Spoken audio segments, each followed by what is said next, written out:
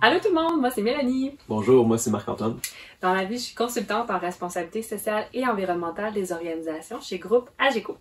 De mon côté, j'ai cofondé une entreprise qui s'appelle Alt Coop.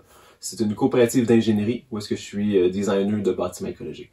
On vous parle en ce moment en direct de notre mini-maison que Marc-Antoine a conçue et qu'on a fabriquée nous-mêmes à partir de matériaux recyclés et écologiques. Puis notre maison se retrouve dans un éco-voisinage qu'on partage avec des amis, ce qui nous permet de vraiment limiter notre empreinte écologique au quotidien, entre autres en mettant en commun nos besoins puis nos ressources. Fait que la teneur écologique du projet, c'est sûr que ça nous a intéressés. C'est ça, fait que dans le fond, en regardant le projet de conversion d'un couvent dans la municipalité de Lac-à-l'Outarde, on a vraiment été frappé, entre autres, par le désir des sœurs de pousser les attributs écologiques du projet le plus loin possible. Donc, c'est vraiment avec cette perspective-là qu'on vous propose d'analyser un peu les forces, mais aussi certains points à améliorer dans le projet tel que proposé à l'heure actuelle. Donc, au niveau des forces, on trouvait super intéressant que le promoteur vise une certification éco-responsable pour le bâtiment. Donc, ça montre le sérieux de la démarche puis le désir de s'aligner avec les meilleures pratiques dans l'industrie. Au niveau des points à améliorer, c'est sûr qu'on questionnait peut-être l'ampleur du projet ou le fait que peut-être les condos de luxe, par exemple, soient visés par rapport aux besoins initiaux des populations qui sont visées par le projet en soi. Donc, on se disait peut-être que ce serait intéressant de revenir à se questionner sur les besoins de base pour notamment, après ça, limiter l'utilisation des ressources et l'empiètement sur les écosystèmes, par exemple, à proximité, qui ont des espèces qui doivent être protégées. Je pense que Marc-Antoine, tu as des propositions de solutions. Ouais, mais déjà en prenant la question du besoin, pour faire un bon design, un bon design en fait répondre correctement aux différents besoins.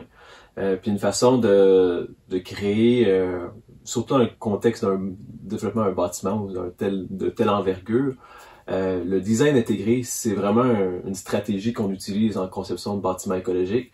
Ça permet de limiter l'ampleur du projet. Donc, le design intégré, c'est vraiment dans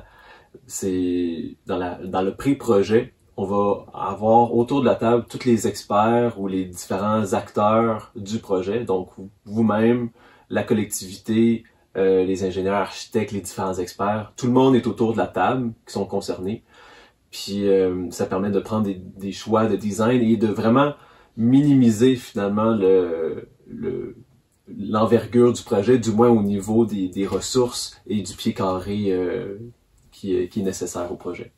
Donc, design intégré. Un autre bon conseil, si vous voulez vraiment vous rendre puis faire des bons choix de design au niveau de l'empreinte écologique, c'est de créer une analyse de cycle de vie de votre projet. Puis ça permet de vraiment cibler les endroits où est-ce que ça vaut la peine de mettre de l'énergie, puis que les gains vont être les plus rentables possibles. Une fois que vous avez fait justement des bons choix de design, puis là, vous voulez répondre à une certaine certification, en fonction de l'envergure de ce qui est demandé par la certification, ça va être de plus en plus facile si le design est bien fait à l'avance.